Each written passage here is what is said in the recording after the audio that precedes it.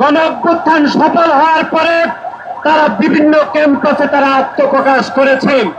বাংলাদেশ জাতীয়তাবাদী ছাত্র দলের পক্ষ থেকে তাদের এই আত্মপ্রকাশকে আমরা স্বাগত জানিয়েছিলাম, কিন্তু অত্যন্ত দুঃখের বিষয় তারা বাংলাদেশের বেশিরভাগ ক্যাম্পাসে গোপন তৎপরতার মাধ্যমে বাংলাদেশের সাধারণ শিক্ষার্থীদেরকে প্রতিনিয়ত বিভ্রান্ত করে বাংলাদেশের সাধারণ শিক্ষার্থীদের নামে কথিত ব্যানার ব্যবহার করে তারা বাংলাদেশের সাধারণ শিক্ষার্থীদেরকে প্রতিনিয়ত বিভ্রান্ত করছে। আপনারা দেখেছেন গত এক সপ্তাহে কুমিল্লাতে আমরা দেখেছি যে একই পরিবারের 3 জন সদস্যকে মব সৃষ্টি করে হত্যা করা হয়েছে, কিন্তু বাংলাদেশের কোন ক্যাম্পাসে গুপ্ত সংগঠনের সেই সন্ত্রাসীরা কোন ক্যাম্পাসে কিন্তু কোনো প্রতিবাদ করে নাই।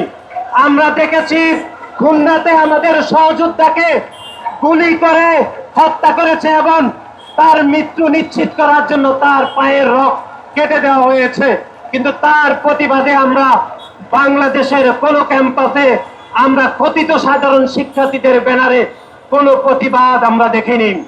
আমরা প্রতিবাদ দেখিনি চাঁদপুরে খুতবারত অবস্থায় একজন মুয়াজ্জিমকে হত্যা চেষ্টা করা হয়েছিল, তারও প্রতিবাদে কথিত শিক্ষার্থীদের ব্যানার ব্যবহার করে আমরা কোনো প্রতিবাদ করতে দেখি নাই। আমরা প্রতিবাদ করতে দেখেছি বাংলাদেশ জাতীয়তাবাদী ছাত্র দলের চট্টগ্রাম প্রকৌশল প্রযুক্তি বিশ্ববিদ্যালয়ে একটি কমিটি ঘোষণা করা হয়েছে।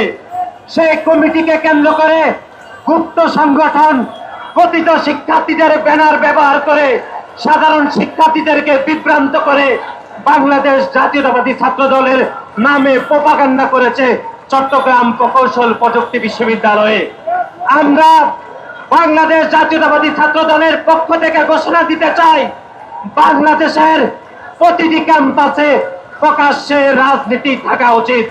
বাংলাদেশের কোন শিক্ষার্থী চাইলে সে প্রকাশ্যে রাজনীতি করবে, কোন শিক্ষার্থীর যদি পছন্দ না হয় সে প্রকাশ্যে রাজনীতি নাও করতে পারে, কিন্তু বাংলাদেশের কোন ক্যাম্পাসে গুপ্ত সংগঠন ছাত্র শিবির যে রাজনীতি করে সে গুপ্ত রাজনীতি বাংলাদেশের কোন ক্যাম্পাসে চলতে পারে না সংগ্রামী বন্ধুগণ। কিন্তু আমরা দেখেছি গত এক সপ্তাহে যতগুলো ঘটনা ঘটেছে তার কোনটির প্রতিবাদ আসলে হয়নি, কিন্তু চকবাজারে যে অনাকাঙ্ক্ষিত যে একটি মর্মান্তিক ঘটনা ঘটেছে তার প্রতিবাদে বাংলাদেশ জাতীয়তাবাদী ছাত্র দল তাৎক্ষণিক বিক্ষোভ মিছিল করেছে ঢাকা বিশ্ববিদ্যালয় ছাত্র দল, এবং তার পরের দিন ঢাকার যতগুলো শিক্ষা প্রতিষ্ঠান রয়েছে তার প্রতিবাদে এবং বিচারের দাবিতে আমরা বিক্ষোভ মিছিল এবং সমাবেশ করেছিলাম। কিন্তু অত্যন্ত দুঃখের বিষয় বাংলাদেশের সেই গুপ্ত সংগঠন ছাত্র শিবিরের সন্ত্রাসীরা তারা চকবাজারের ঘটনাকে রাজনৈতিক রং দিয়ে তারা সাধারণ শিক্ষার্থীদের কথিত ব্যানার ব্যবহার করে তারা সাধারণ শিক্ষার্থীদের নাম করে তারা বাংলাদেশের সাধারণ শিক্ষার্থীদেরকে চরমভাবে বিভ্রান্ত করেছে।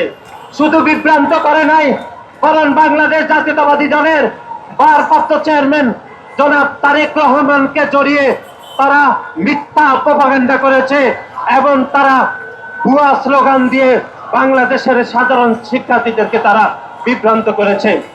আজকের এই সমাবেশ থেকে আমরা বলতে চাই, জনাব তারেক রহমান দীর্ঘ 17 বছর ধরে বাংলাদেশের স্বাধীনতা সংগ্রাম এবং গণতান্ত্রিক আন্দোলনের জন্য তিনি অপরিসীম ভূমিকা পালন করছেন, এবং বাংলাদেশের রাজনীতিগত 1 বছরে যখন বাংলাদেশের রাজনীতি নিয়ে যখন বিভিন্ন কথাবার্তা চলমান রয়েছে তখন বাংলাদেশের মানুষকে ঐক্যবদ্ধ করতে তিনি গণপ্রজাতন্ত্রী বাংলাদেশ সরকারের প্রধান উপদেষ্টার সহিত একটি ঐতিহাসিক বৈঠক করেছেন। সেই ঐতিহাসিক বৈঠকের তাৎপর্যই হচ্ছে যে আগামীতে একটি জনগণের সরকার প্রতিষ্ঠা করতে বাংলাদেশের জনগণ জনাব তারেক রহমানকে অভিভাবক হিসাবে বাংলাদেশের জনগণ মেনে নিয়েছে। কিন্তু আমরা দেখেছি সেই গুপ্ত সংগঠন ছাত্রলীগের সন্ত্রাসীরা জনাব তারেক রহমানের এই অভিভাবক সুলভ যে ব্যক্তিত্ব সুলভ যে আচরণ তারা সহ্য করতে পারেনি।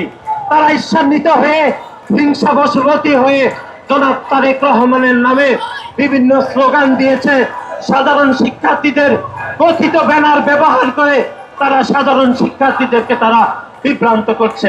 আজকের এই সংক্ষিপ্ত সমাবেশ থেকে আমরা বাংলাদেশ জাতীয়তাবাদী ছাত্র দলের প্রত্যেকটি নেতা কর্মী জনাব তারেক রহমানের নেতৃত্বে আমরা ঐক্যবদ্ধ রয়েছি।